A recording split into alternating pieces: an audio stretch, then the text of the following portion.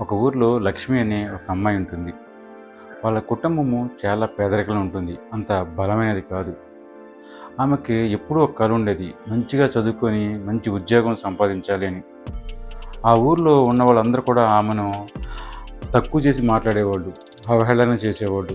ఈమె చదవలేదు, పని చేయలేదు, ఎందుకు పనికిరాదు అని అంటూ ఉండేవాళ్ళు. అయినా సరే ఆమె పట్టుదల వదలకుండా మంచిగా చదువుకొని ఎవరైతే ఆమెను అవమానించారో, ఎవరైతే ఆమెను తక్కువ అంచనా వేసి మాట్లాడారో వారి పిల్లలకే చదువు చెప్పడానికి టీచర్గా ఆ ఊర్లోకి వచ్చింది. ఈ కథను బట్టి మీకు ఏం అర్థమవుతుందంటే, ఎవరిని కూడా ఎప్పుడు కూడా తక్కువ చేసి మాట్లాడకూడదు. మహిళ అంటే తక్కువ బలం కలిగినది కాదు. ఆమెకు అవకాశం ఇవ్వాలే కానీ ఇంటినే కాదు ఈ సమాజాన్నే మార్చేస్తుంది.